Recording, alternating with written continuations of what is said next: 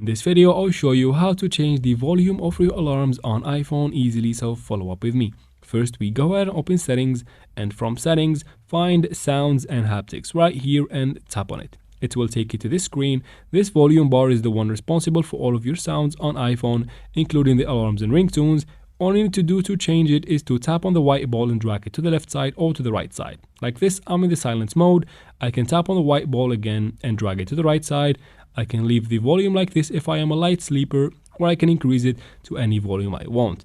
After that, I can quick settings and the changes will be saved automatically. So from there, I can go to clock right here to create a new alarm, tap on alarms at the bottom, and then tap on the plus in the top right corner. From here, set your time of your alarm, and then tap on save in the top right corner again. And just like that, the alarm is set and with the volume that you have changed earlier. And this is it for the video. I hope it was useful. Please like and comment down below. Don't forget to subscribe for future videos like this one. And thank you very much for watching.